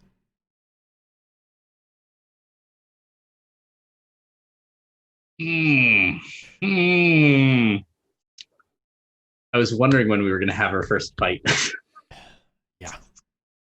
And she's, Angrad is thrilled that you're home and so excited and cannot wait to show you the place and what they've done to it and how they've cleaned it up, they freshened it. There's like, she talks to the servant like, I've had such a good time talking to your cook, and like we've got some extra like pumpkins and squashes, and let me show you the bedroom. And like there's nothing in the corner in that little alcove next to the window. It's cleaned off, and there's like there's like a squash or something there. Gareth's gonna like go over and like drag his knuckles across the table. Kind of yeah, no dust anymore because someone cleaned it. Oh, yeah. I mean, there was that chess set out, and I've never seen you play anyone, so I put it away for you. It was of such private import to me that I confess. What? I confess that it did not even occur to me to explain its significance. Oh no, she's like she before you say it, she realizes what she did. Like she without even saying it, she's like, oh, they, fuck, God, they. All right, I know. You'll gender my spouse correctly eventually. You'll get there. I'm the worst. All right. They just look at you with the just supreme like guilt in their face. Like, oh no. I think the reason Gareth isn't like angry is because he knows that they've been through something similar, you know? Yeah. It's all right. I've studied the board so much, I could probably recreate it. And I hope you'll not hold it against me if from time to time I do set the board up. Well, let me help you. And they're gonna try to like start setting up the chessboard now for you, like trying to. Yeah, and Gareth's gonna like put his hands on theirs and like stop them, and then like move the pieces to their starting positions. Because I think I would quite like to play with you, actually. She cries. If you've ever. Yeah, no, she cries because she knows how much that means and what that means. And, see, we're hitting the stage of the game where I need to make Gareth's death as tragic as possible. And she like there's the point, you know, when it's like pawn and bishop moving, and he's like, and maybe did I ever tell you about my husband, late husband? Would love to hear. Yeah, and then you just play and nice. Yeah. Fuck you, everyone in chat. You're gonna have feelings now. Yeah, get your feelings. Get your feelings here. Hot, fresh feelings. Awesome. That's what we'll call the session today, right? Cool. Sorry, Jim. I feel like I relegated you to the back end for this, my friend. I mean that's fine. It's been a day for me, so I am happy to just play. But yeah, no, I'm glad we hit them back, and we're definitely gonna have to follow up. We killed Giulianis, and we couldn't have done that without Erwin leading the raid. So that's true. That's true. I think I'm gonna cross over to 6,000 glory. Yeah, I hope so. I hope so too. It is exactly 6,000. Oh, sweet. I got 70 from my passions, and then 75 from killing Giulianis and defending the raid, and that is 5,855. You can do the math out there. Your skills and stuff too, right? Did you already add that? Yeah, the 70 is my every year bonus. Got it. Wow. Congrats on hitting the 6K mark. Yeah. Now I can. Oh yeah. I can start staving off those aging penalties. I'm so proud of you all. This is so great. All right. I'll promise to balance it out. I'll have more grade moments for you too. I'm just trying to think of like Erwin's coming off of a bit of a stretch where he had a lot he wanted to do, and I'm not sure what Erwin's next thing is yet. Right. Mood. You know, yeah, I think he's sort of settling into this role as well, I think it's gonna be that time and that you can't be a master of everything. Well, and that's gonna be a problem, right? Being like Grade's like, I'm missing you. You're spending all your time working. You know? You're going out on the murder fields twice as much. Yeah. Twice as much, right? Yeah. You know, I just sometimes he's gonna have to settle down. You're not, and she grabs your arm, you know, and she's like, "Oh, you're not as young as you used to be. I worry for you." Right. You still wearing my mittens? I am very warm. Good. I think Erwin might not know what to say because he's like, yeah, I'm worried about myself too. Because old, but somebody has to. He's telling himself. I don't know how you do it. Face death. At this point, it's canyon almost. It's a fact. Just hasn't made itself known yet. Something not as good with words as some. Oh. We all will die. Perhaps we should hire a bard. Should, yes. To learn a thing or two. Would Lady Grade like that? Would you like to have a bard? Oh no, find them gauche. I much prefer my prayers. Of course. Sometimes I fear I think it's just my prayers are keeping you around. I feel like I can't do anything for you these days. With the Confederacy of the Born and all your fightings and everything at court, I feel like I'm and she grabs you tighter and she's like, I want to help you more. What can I do? I'm surprised to hear that you don't think that you help much. She loves you and constantly wants to please you. She doesn't feel like she ever does enough for you. This is Erwin's coming at this from like, you do so much already. Yeah. You know, and I think that's the gist of his like, I have this home together. We raised our children together. This is a place of comfort and safety from the storm that rages outside our walls. Not trouble yourself with whether or not you can ease my burden. Being here is enough. Do all of this so that we are safe. Is it? Forgive me. I hear your words you say, but I don't know if they ring true. When we first met, you were just graduating from being a squire, and now you're a leader of many houses. You gave counsel to the late king. You are in the council in Sarum. You're a celebrity. You know, you're a hero. Like I don't know. I just feel like not enough for you anymore. You've surpassed me. I don't know the words. I don't know where. Perhaps I should talk to the priest and confess, but I'm confessing to you that I feel inadequate. You're so great, and you've done such amazing things. And yes, I've raised our kids right, and of course they're lovely Catholics or lovely Christians, Jesus-loving babies. And I wish you need more, yourself. And I wish. No, it's for you. Sure, I understand. Wish you were more for me? Yes. You're my world. For mine, I don't My spirit belongs to God, but everything else is yours. Hard for me to hear because I hold you in such high esteem.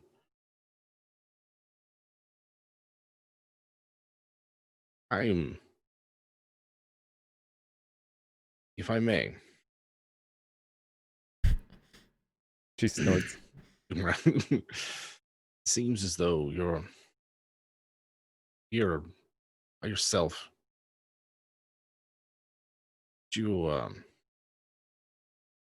I think Erwin is grasping as sort of like, can he do anything for Lady Grey to like set her up in such a way that she feels, or yeah, you know, I mean, like I don't know that he would know how to phrase it or put it, you know. Seek her counsel on things, include her in decision making. Okay, yeah, gotcha. For starters, would be like a one, but like give her responsibility is greater than the Manor upkeep. Sure. Yeah, includer and other things. If you wish to help, and I will welcome your help, gladness. There are a great many of our neighbors, members of the Federation, think that making sure that those bonds are strong as they can be. It should be safe to travel to the other banners along the bourne. I think that it would do you good and do our ambitions good. For you to show that you are involved, that you have as much at stake in the continuation of the... It's such a good idea. Perhaps I Yes. should go visit Sir Gareth's partner now. You've met them, haven't you?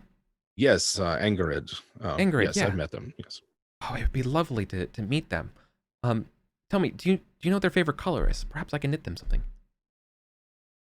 No, I'm not sure that I know, but I can find out, I'm sure. Right. Lovely. And you cuddle. Yeah. And it's a great ending scene. Very good. Clap. Role-playing games.